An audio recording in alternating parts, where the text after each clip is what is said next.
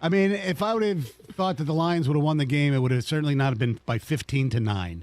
No. I mean, I got to be honest with you. I didn't even give them a chance to win that game. I didn't realize how bad it is in Green Bay. Like, I just didn't realize. I mean, you've seen it over the years where they go through stretches, and even I was a part of it when I played there, and Aaron Rodgers always snaps out of it, you know, and he's such a hard player to bet against because you just see it year after year. That really surprised me yesterday. I think it was a combination of, our defense played pretty well. Yeah. But they were really, really bad.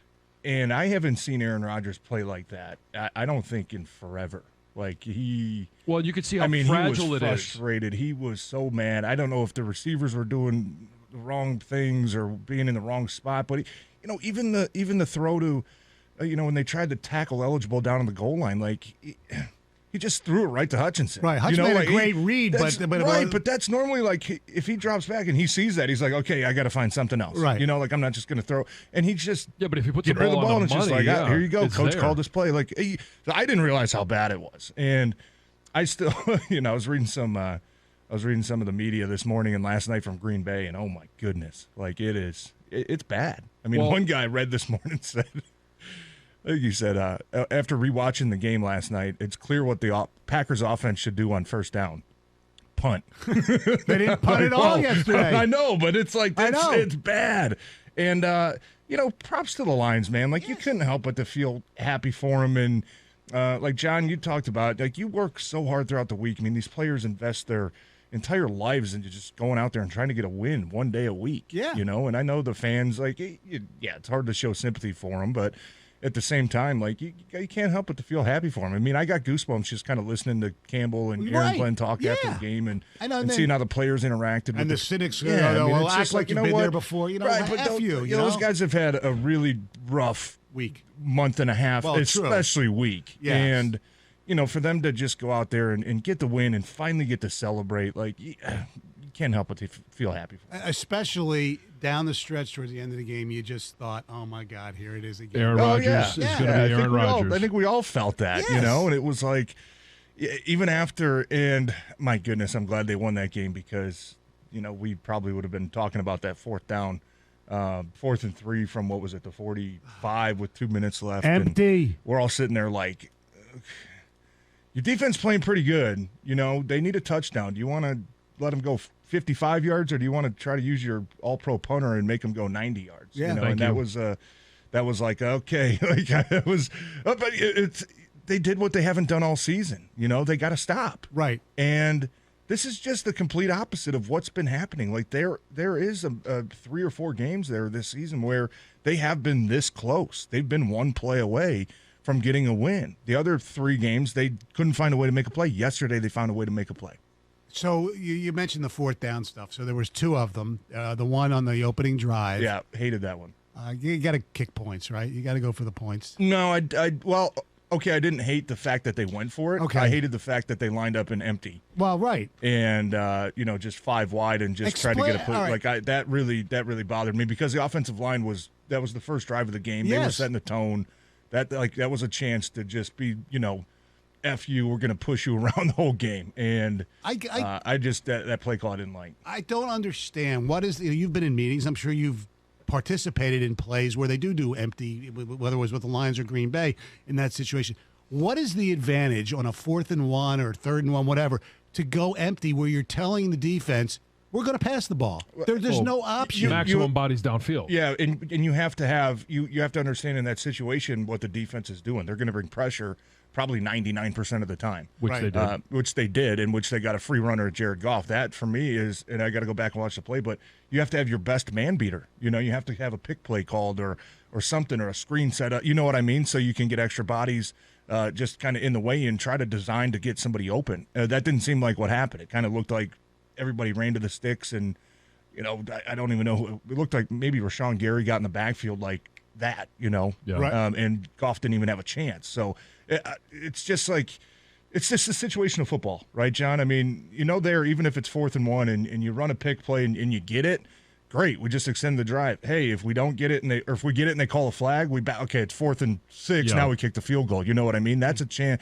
That's a situation there where I think you can take a chance. Take a chance. Be a little risky, and you know what? If it backfires, fine. Take the 3 points. You're already down inside the 10-yard line. The worst thing about the second 4th down one was was the 3rd down call before that. It's 3rd and 2, right? 3rd and 1, I think. 3rd and 1. Well, 3rd and 1, 3rd and 2, whatever. Yeah. They got Ends up Jamal 4th and Williams 3. lined up like 5 yards behind Goff, basically, and it's like, what are you doing? That to me was I didn't like the personnel. I think they had three receivers on the field, and Green Bay came out in their jumbo set, and it's like, why not just if you're there and you line up with 3 receivers and they have a jumbo set in. I don't mind checking to a pass, right? Because we saw it earlier in their game because they tried something similar and ended up checking to a pass, and Preston Smith, the outside linebackers, all of a sudden one-on-one with Amon-Ra St. Brown. Like, you're going to win that every time. Yes. So that's the situation where you say, okay, we got more speed on the field than they do.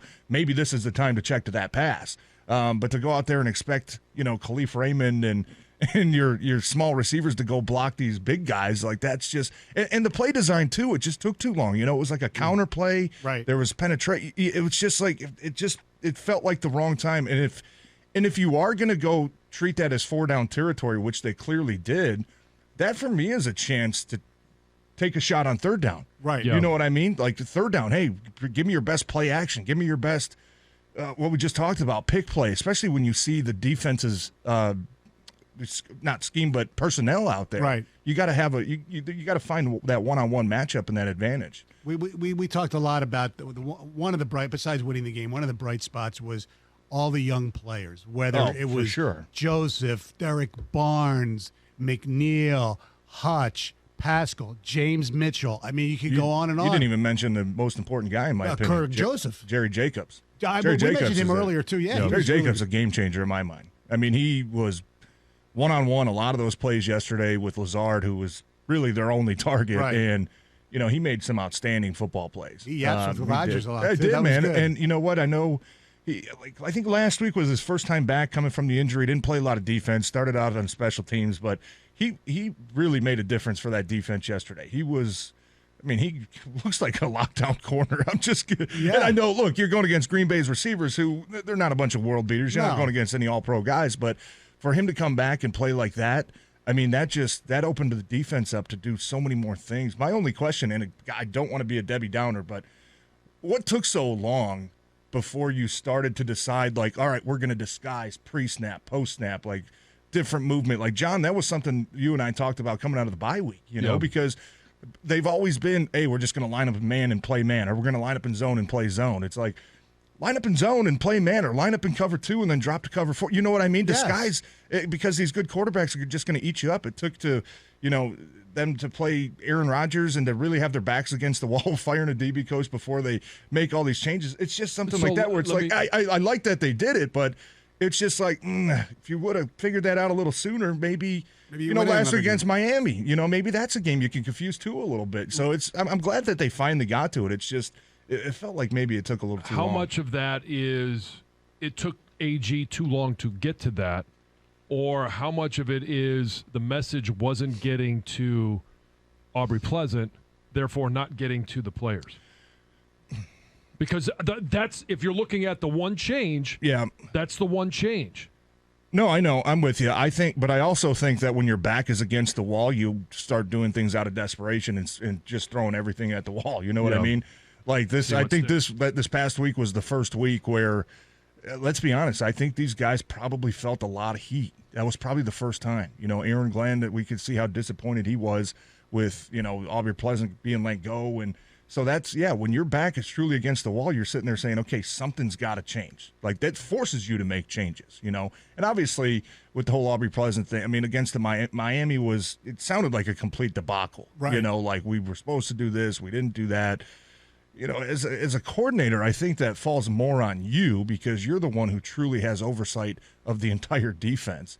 But I don't know. I mean, it's just, those are just little things that are like, okay, I'm glad they finally figured out. But overall, like I said, I mean, those players deserve to celebrate. It was a good win for them. And like you said, I think the most encouraging part was how well the young players played. Yes. And how well some of the players that maybe started to get wrote off a little bit, a Derek Barnes type guy, Yeah. like he showed up big time, and it's like, okay, now we just got to see it consistent. When he made the stop on A.J. Dillon, who's a tough, Yeah. you know what, that was at the goal line. that spoke volumes. No, I mean, he was all over the place. And Kirby Joseph, I mean, his development just in the past, 4 weeks alone. I remember, I think his first extended time was against Seattle, and he got beat for a couple touchdowns, and it's like, okay, I don't know if this kid's ready for the NFL.